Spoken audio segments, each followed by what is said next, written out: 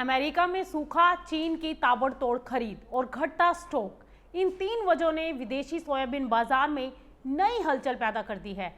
कीमतें मई के बाद सबसे ऊपरी स्तरों पर पहुंच गई। लेकिन सवाल यह है कि क्या ये तेजी लंबे समय तक टिकेगी या फिर ब्राजील की रिकॉर्ड फसल इस रैली पर ब्रेक लगा देगी। चलिए आपको बताते हैं पूरी रिपोर्ट।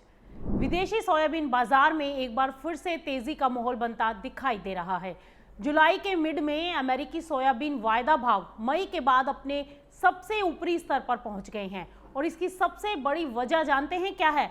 अमेरिका में घटता स्टॉक, मौसम का बढ़ता रिस्क और चीन की मजबूत खरीदारी।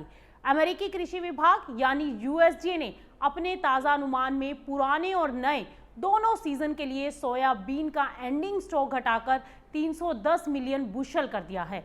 विदेशी स्टॉक का अनुमान भी घटकर 124.17 मिलियन टन रह गया, जिसका मतलब साफ है कि बाजार को अब पहले के मुकाबले सप्लाई कम मिलने की उम्मीद है। वहीं दूसरी तरफ अमेरिका के मिडवेस्ट इलाके में भीषण गर्मी और सूखे ने किसानों की चिंता बढ़ा दी है। नेब्रास्का और साउथ डकोटा जैसे प्रमुख उत्पादक राज्यों में सोयाबीन की फसल इस समय फूल आने के अहम दौर से गुजर रही है।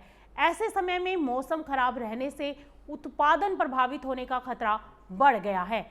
फिलहाल अमेरिका में केवल 65% फसल अच्छी या बेहतर मानी गई है, जबकि पिछले साल ये आंकड़ा 70% था। और अगर मौसम में सुधार इस बार नहीं हुआ तो उत्पादन का अनुमान और घट सकता है, जिससे कीमतों को सपोर्ट मिल सकता है। बाजार को मजबूती देने वाली तीसरी बड़ी वजह है चीन की खरीदारी।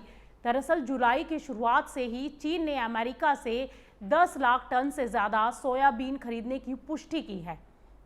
दुनिया का सबसे बड़ा खरीदार जब बड़े पैमाने पर खरीदारी करता है तो उसका सीधा असर कीमतों पर दिखाई देता है।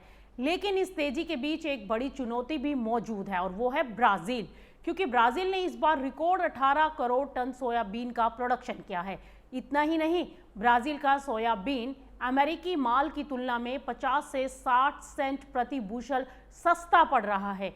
यही वजह है कि चीन समेत कई खरीदारों की पहली पसंद अब भी ब्राजील बना हुआ है।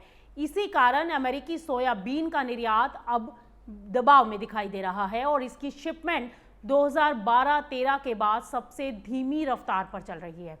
फिलहाल बाजार में तेजी का माहौल जरूर है, लेकिन आगे की दिशा पूरी तरह से 3 बातों पर डिपेंड करेगी। अमेरिका का मौसम कैसा रहेगा, चीन की खरीदारी कैसी रहेगी और साथ ही ब्राजील की सप्लाई पर डिपेंड करेगा।